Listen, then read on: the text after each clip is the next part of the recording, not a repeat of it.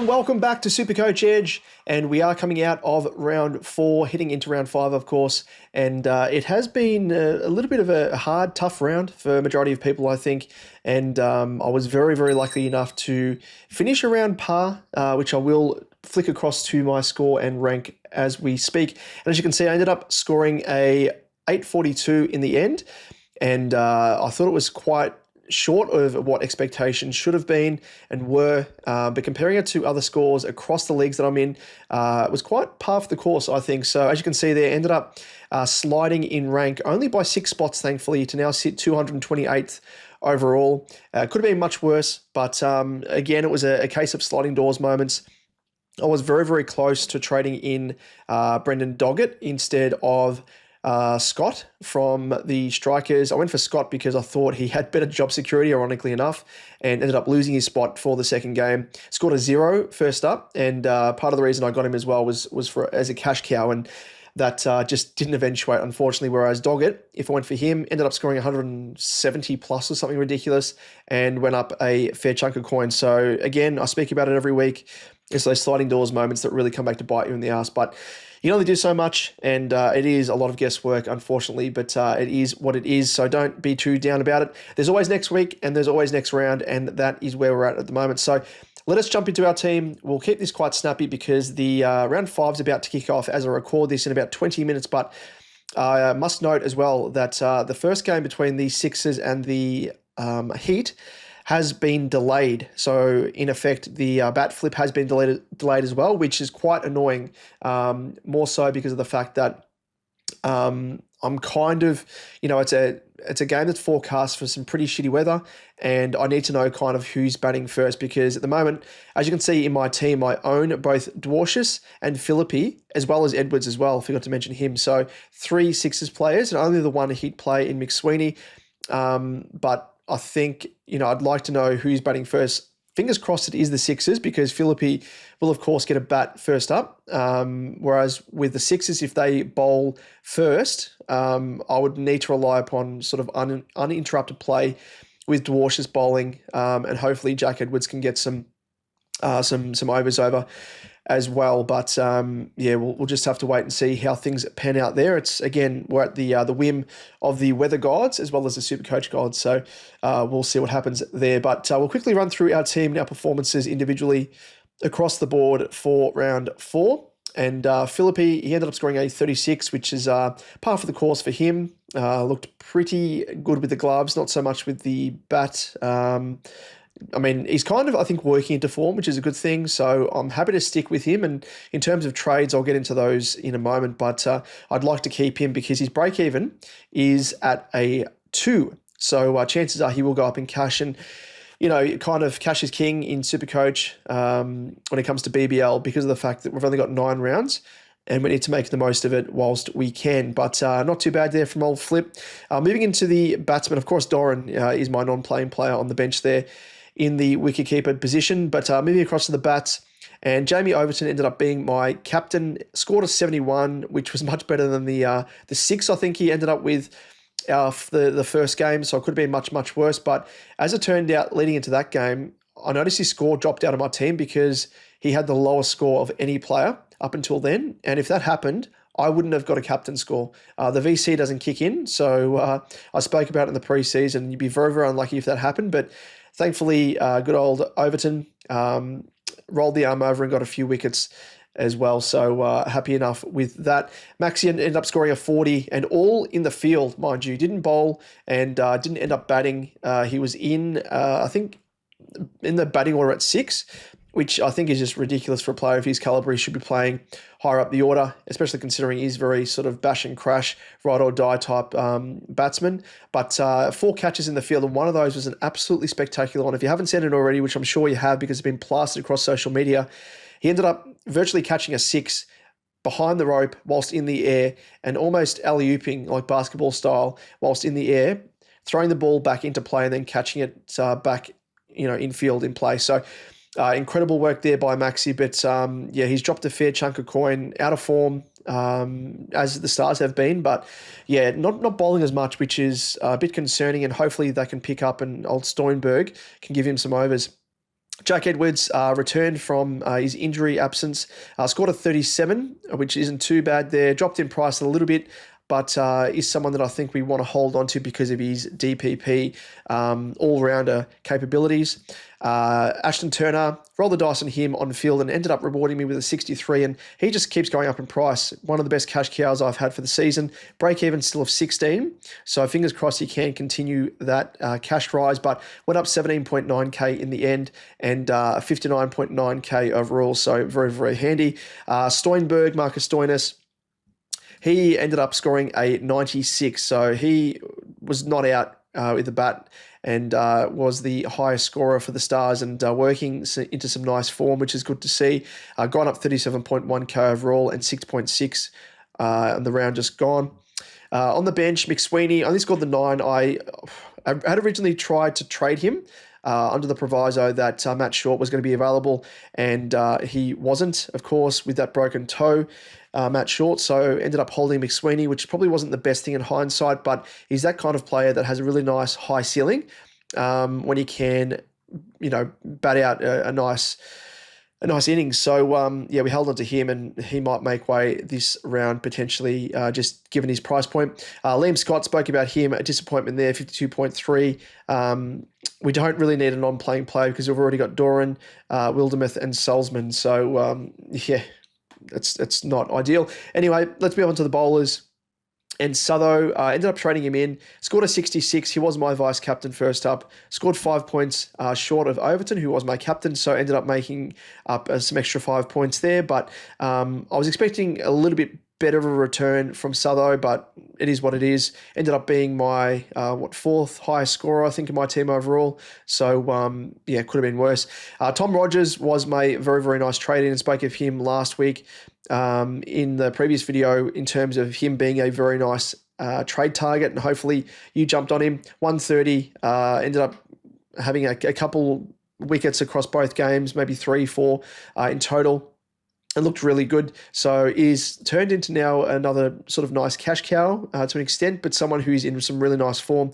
171.2, incredible to think that he actually started the season around about that 115, 120 mark and was really severely underpriced, which you'll remember I spoke about in the preseason heading into the season.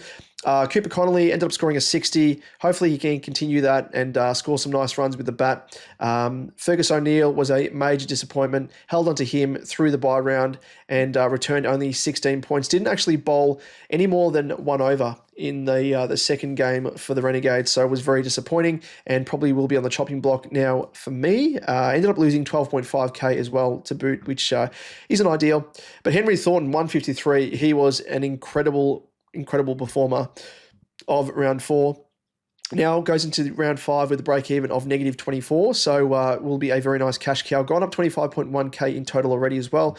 So that's held us in good stead. And then with the bench, Wildermuth and Salzman, both non-playing players there. And with the flex, held on to Dwarshus. I brought Dwarshus in, I should say, with a 19. And that was a bit of a failure there.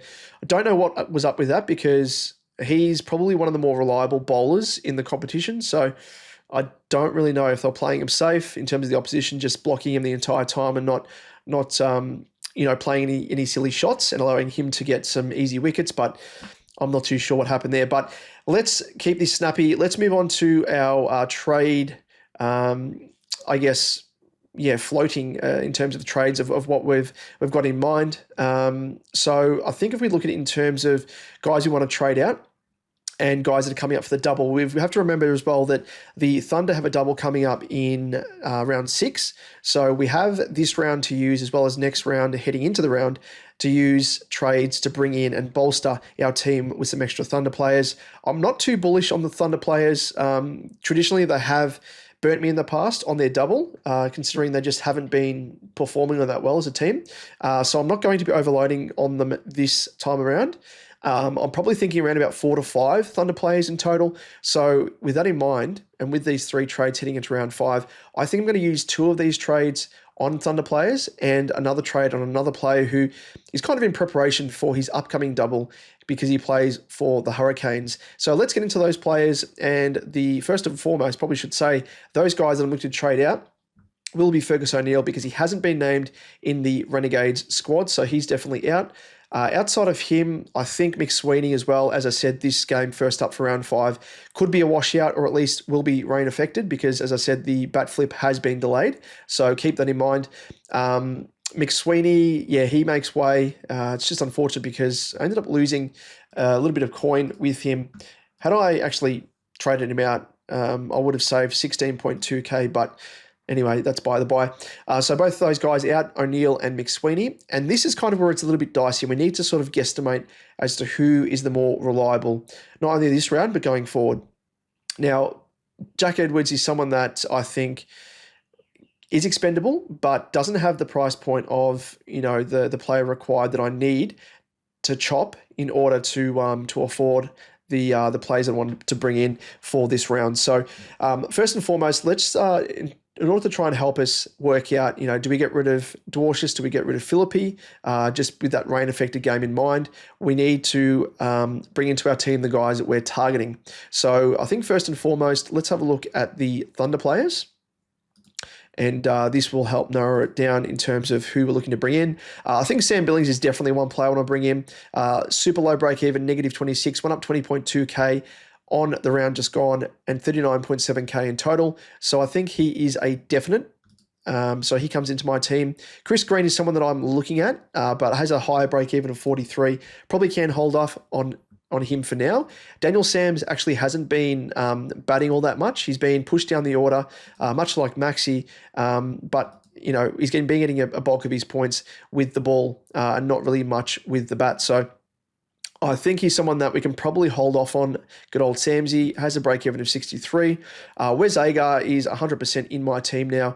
He has a negative 52 break-even, has gone up 30.2k on the round just gone, and 47.1k in total. So I think he's someone that you really want to bring into your team in some incredible form, and it's evident that the Thunder are using him as their main pace bowler. So he'll come into our team, and it means that we have left over, if we want to bring in, I think, I was saying negative 18.6, but what I'm looking at in terms of other guys that I'd be keen on for the Thunder, as I said, Chris Green, David Warner, yes, but I'm not too confident in Warner. Has a negative 5 break even, so should go up in price. But outside of that, maybe Tom Andrews, negative 9 break even, scored 29 on the round just gone, and he scored 36 prior to that. So I don't mind him. Rutherford maybe as well, but bat only, not too keen. So we will pass on him, and I think that's about it. So in terms of additional guys that we're looking at, Warner, Green, Sams, and as I said, maybe Tom Andrews at a pinch, but that's about it. So outside of that, let's have a look at the those that have a low break even. So we'll just clear these filters here. Brendan Doggett's definitely one, and this really does hurt me, but is what it is. I don't think there's really much use to bring him in because I'm going to have to trade him out next week, or at least hold him for his bye because the Strikers have a bye next round. Negative 71 break even. Yes, we'll make bulk coin. If he scores 64, which is his projection, he will go up 33k, but I think it's a bit of a waste here. We need to keep in mind these doubles and the other break evens, which Chris Jordan is definitely that player that I'm looking at. Negative 47 break even, so a little bit less in terms of the break even compared to Doggett, but he has been in some incredible form, both with the bat and with the ball, but more so especially with the ball. Scored, round 3, he had 2 wickets, and round 4 just gone, he had 3 wickets. Economy rate bonuses, dot ball bonuses, been scoring runs, 17, 16 when he gets the chance. So I think he's someone that I'm very keen on because I do think he's going to be going up in price, bulk cash. And yeah, I'll be happier jumping on him as opposed to a Doggett that's kind of a quick cash injection and having to trade him back out again. Nikhil Chowdhury is probably the other player that I'd be looking at from the Hurricanes. But with Nathan Ellis coming back in, doesn't mean that Chowdhury gets less overs, potentially, maybe. Doing some nice work with the bat, though, must admit. Outside of that, Finn Allen, maybe negative 17 break even for the Scorchers. Don't think I'd go for him this round, maybe next round. Really not much use there. Would kind of be getting him as that loophole player off the bench just because of hasn't been in the best form apart from the round just gone. That's about it. There aren't really any other guys that I'm keen on immediately. So let's plug into our team Chris Jordan and see what that leaves us with in terms of the price point of a player that we have to trade out to meet this trade quota with the price. So it's we need to trade a player to the price point of 142.6K or above. So that rules out Jack Edwards, as I spoke of earlier, only priced at 141.7K. So he falls short by $900, unfortunately. There, it's always the way, isn't it? So it's probably going to have to be someone like a Flip or a Dwarcius. Again, weighing into it, the likelihood that this game does get heavily rain affected, which it is at the moment, or it is a complete washout and only one innings can be bat or bowled, whatever, depending on who bats and bowls first. So I would, as I said, I would like to keep Flip because he's got that he's got that break even of 2. Dwarcius has a break even of 82. So in all likelihood, if the Sixers don't bowl first and there's a washout, he could potentially be left with a 0. So I think to hedge our bets here, we might have to get rid of Dwarcius, which is unfortunate because I really do like Dwarsh.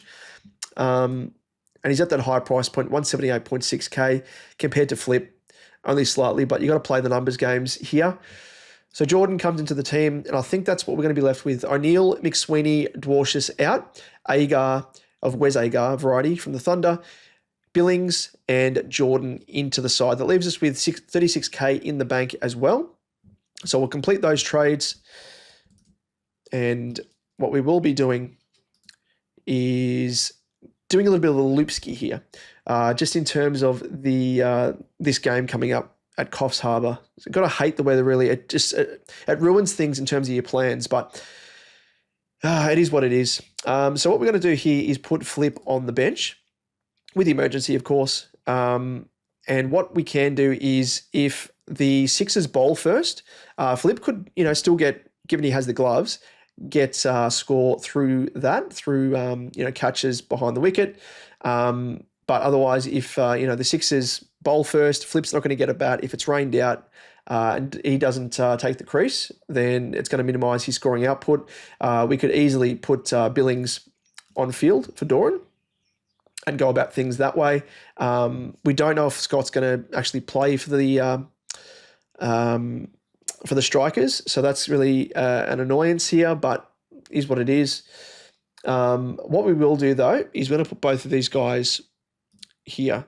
So we're going to put Edwards on the bench, and if Scott doesn't play, Edwards plays, is what it is. We're going to cross our fingers that Edwards can get a bat or at least bowl. I guess the quirk there is he is, an all-rounder compared to Dwarcius, who's obviously a bowler only. He can bat, but, down the order 6th, 7th, 8th, and mightn't get an actual crack at it.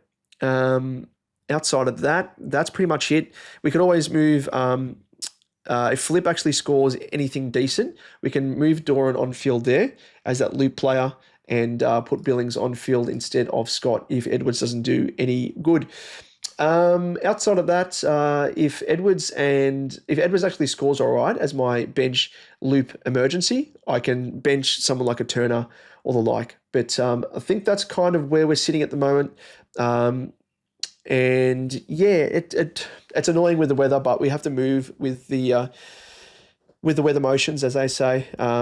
So we'll go about things that way. In terms of captain VC, I think I am keen on maybe Overton as my captain. As my VC, it probably will be a Sutho or maybe a Maxi, but Maxi again, bit of a risk. Maybe an Agar against the Scorchers though on their home deck might be hard, or it could be a Jordan maybe.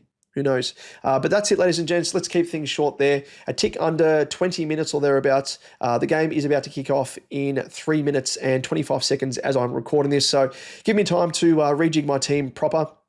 And we will be back with the next video, of course, coming out of round 5. All the very best for your round ahead. Hope you did well coming out of round 4 and you have an absolute cracker in round 5. Any questions, comments, as I always say, hit us up on socials at DamoJ88 and our official Twitter/X account at supercoach_edge, and we'll help you out there. And likewise, if you're watching us on YouTube, you can hit us up in the comments section down below as well. If you haven't yet done so, feel free to like and subscribe. Really do appreciate the support. And with that, we'll catch you in the next one. Cheers.